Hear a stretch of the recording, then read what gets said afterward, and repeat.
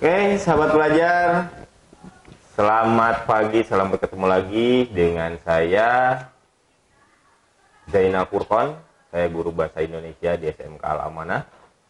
Hari ini materi kita dalam pelajaran bahasa Indonesia mengenai daftar pustaka. Saya yakin sahabat pelajar semuanya, materi daftar pustaka ini akan sangat bermanfaat baik untuk tingkat SD, SMP, SMA, SMK ataupun mungkin nanti perguruan tinggi, sampai sahabat pelajar semuanya mengerjakan skripsi ataupun sampai ke tesis. Nah, sahabat pelajar, apakah kalian tahu apa itu daftar pustaka? Coba saya akan hitung sampai 5. Cung, siapa yang tahu? 5, 4, 3, 2, 1. Oh, ini masih bertanya-tanya sepertinya. Lebih jelasnya, sahabat pelajar, tentang daftar pustaka ini kita akan bahas tuntas dan bagaimana trik and tips supaya mempermudah mengingat dan mengerjakan daftar pustaka ini. Kita membuat daftar pustaka itu kadang-kadang kan seperti mudah. Bahkan ada di setiap makalah kita, makalah sahabat pelajar semuanya, makalah mahasiswa semuanya. Tapi kadang-kadang kita salah dalam penulisannya. Nah, kita akan bahas tuntas supaya lebih mudah untuk mengingat dan menuliskan daftar pustaka tersebut. Bagaimana sih caranya? Gitu. Sahabat pelajar, daftar pustaka sendiri bisa diartikan sebagai tulisan yang berada di halaman terakhir dalam suatu karya ilmiah. Isinya bisa berupa apa saja? Berupa nama, judul, tahun, kota, bahkan sampai ke penerbit. Daftar pustaka ini biasanya diurutkan secara alfabet. Apa itu ya alfabet ya? Ada yang tahu tidak? Alfabet itu diurutkan sesuai dengan abjad. Jadi ketika kita menuliskan daftar pustaka, maka harus diurutkan sesuai dengan abjadnya. Dari A, B, C, sampai dengan Z. Diurutkannya setelah daftar pustaka tersebut sudah fix jadi menjadi daftar pustaka. Belum mentahnya. Arti mentahnya tersebut, misalnya, saya Zainal Furqon. Ketika dituliskan menjadi daftar pustaka harus sudah dibalik menjadi Furqon, Zainal. Nah, diurutkan berdasarkan hasil dari penulisan daftar pustaka tersebut. Oh, berarti dari P itu urutannya, bukan dari Z. Nah, itu yang maksud saya diurutkan secara alfabet. Sahabat pelajar semuanya, mari kita bahas daftar pustaka ini. Bagaimana sih cara penulisannya? Oke. Pertama, di dalam daftar pustaka itu, ketika daftar pustaka ditulis oleh satu pengarang, maka yang ditulisnya itu diurutkan hanya atau dicantumkan hanya pengarang tersebut saja. Jika dua pengarang, maka dua-duanya harus dicantumkan. Nah, bagaimana jika ini daftar pustakanya yang membuatnya atau yang menulisnya itu lebih dari 3 pengarang? Yang menulis bukunya lebih dari 3 pengarang. Daftar pustaka sendiri itu ada banyak. Ada yang diambil dari buku, ada yang diambil dari tabloid, ada yang diambil dari majalah, dari internet, ataupun yang lainnya. Sekarang, yang akan saya bahas itu adalah pengambilan daftar pustaka dari buku. Nanti kita akan bahas yang dari internet, yang dari tabloid. Seperti apa sih perbedaannya? Nah, untuk materi saat ini, saya akan membahas tentang daftar pustaka yang diambil dari sebuah buku. Sahabat pelajar semuanya, bagaimana sih cara mempermudah kita mengingat atau menuliskan daftar pustaka dari sebuah buku? Mudah. Saya berikan kata kuncinya. Cara mempermudah atau mengingat penulisan daftar pustaka. Pertama, sahabat pelajar semuanya cukup mengingat na, ta, ju, ko, pen. Sekali lagi saya ulangi, sahabat pelajar semuanya cukup mengingat kata kunci na, ta, ju, ko, pen. Apa sih kata kunci itu? Nih, sahabat pelajar semuanya, untuk na-nya sendiri adalah nama pengarang. Yang kedua, ta-nya sendiri adalah tahun terbit. Yang ketiga, ju-nya itu judul buku. Yang keempat, nataju Ko itu kota terbit. Kemudian yang kelima, pen. Pen itu adalah penerbit. Jadi sahabat pelajar semuanya, ketika kita mau menuliskan daftar pustaka, mudah untuk mengingatnya. Na, ta, ju, ko, pen. Nama, tahun, judul, kota, dan penerbit. Saya yakin sahabat pelajar semuanya ketika mengingat kata kunci ini tidak akan pernah lupa. Mungkin sampai nanti tua itu tidak akan pernah lupa menuliskan daftar pustaka. Nah sekarang ada hal lain yang harus sahabat pelajar semuanya perhatikan.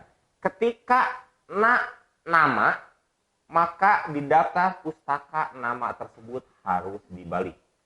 Jadi ciri nama tersebut dibalik itu ada tanda koma. Nah itu naknya.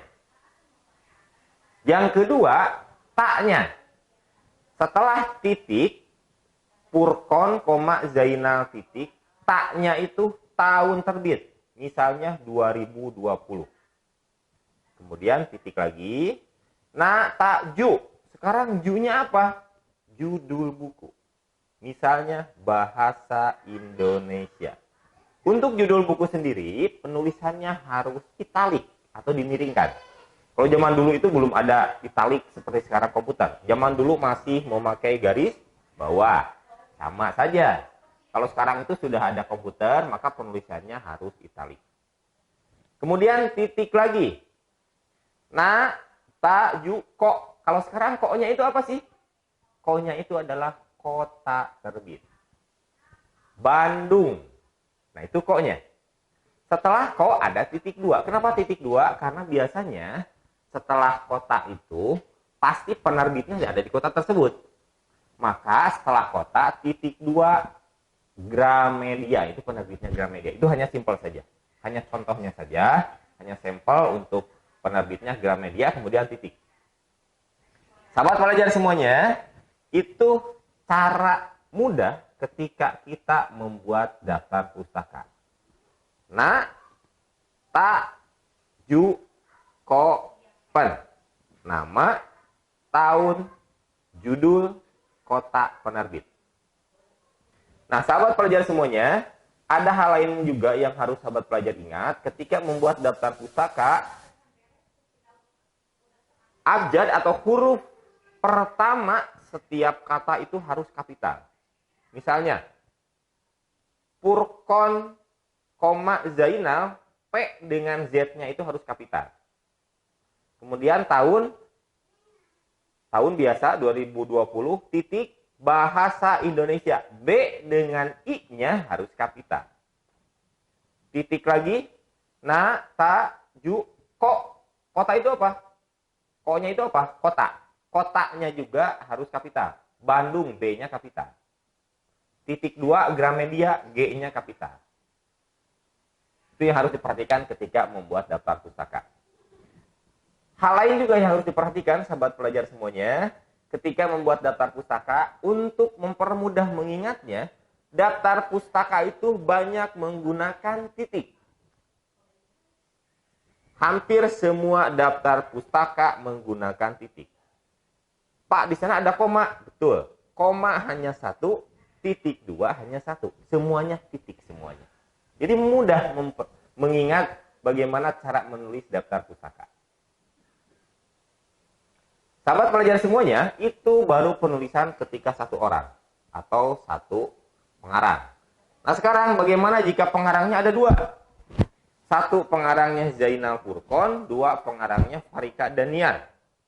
Bagaimana cara penulisannya? Mana kira-kira yang harus dibaliknya? Apakah Zainal Furqon ataupun Farika Daniar? Silahkan dipikirkan. 3 detik. 3, 2, 1. Masih bingung juga kan? Nah, ketika ada 2 pengarang, maka yang dibalik namanya adalah pengarang yang pertama. Furqon, asalnya Zainal Furqon menjadi Furqon, Zainal. Dan Farika Daniar. Kalau Farika Daniar tetap saja Farika Daniar. Itu kalau 2 pengarang. Nah sekarang banyak nih pengarangnya. Ada Zainal Furqon, ada Farika Daniar, ada Rizal Alamsyah, ada Ririn Lestari, ada Sri Rezeki. Ada Dandi Herdiansah, banyak sekali pengarangnya. Apakah harus ditulis semua? Coba pikirkan. 3 detik lagi. Ini pengarangnya tadi baru 2 nih. Kalau banyak bagaimana? Apakah ditulis semuanya? 3, 2, 1. Kalau banyak, sebenarnya tidak harus ditulis semuanya. Cukup nama pengarang yang paling atas saja, atau yang paling depan saja. Furqon, koma, Zainal. Kenapa harus koma? Karena namanya dibalik. Di belakangnya, Furqon, koma, Zainal, DKK. Itu kalau lebih dari 2 pengarang, 3 ke sana ya. Jadi cukup menuliskan DKK. Nah itu, sahabat pelajar semuanya, tata cara penulisan daftar pustaka itu mudah dan simpel, tetapi kadang-kadang kita bingung juga. Bagaimana sih cara penulisan yang benarnya? Tadi Bapak sudah memberikan tipsnya, mempermudah, mengingat ketika menuliskan daftar pustaka, salah satunya dengan kata kunci natajukopen. Sahabat pelajar semuanya, itu pembahasan atau materi tentang penulisan daftar pustaka. Nanti sahabat pelajar bisa untuk latihan soal bisa dilihat latihan soalnya. Saya akan berikan latihan soal di sini. Silakan sahabat pelajar jawab di latihan soal tersebut. Kira-kira mana daftar pustaka yang benar dari pertanyaan nanti yang akan saya berikan. Sebenarnya masih banyak lagi materi yang lain. Itu baru pembahasan daftar pustaka dari yang diambil dari buku saja. Belum pembahasan daftar pustaka yang diambil dari internet, yang diambil dari tabloid atau majalah. Kemudian ada juga yang hampir sama seperti daftar pustaka, hampir sama, sebuah rujukan juga namanya catatan kaki atau notebook. Itu beda lagi pembahasannya. Nah sekarang sahabat pelajar silahkan latih lagi, silahkan baca lagi referensi-referensi untuk pembuatan daftar pustaka selain dari buku. Sahabat pelajar semuanya, itu mungkin yang dapat saya sampaikan hari ini. Nanti kita ketemu lagi lain waktu. Insya Allah, sahabat pelajar semuanya, materi hari ini akan sangat bermanfaat untuk sahabat pelajar, baik untuk tingkat SMP, SMA, SMK, ataupun nanti sampai perguruan tinggi.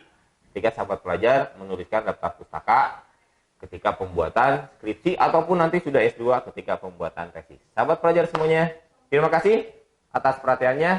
Mohon maaf jika ada kesalahan. Wabillahi taufiq wal hidayah. Assalamualaikum warahmatullahi wabarakatuh.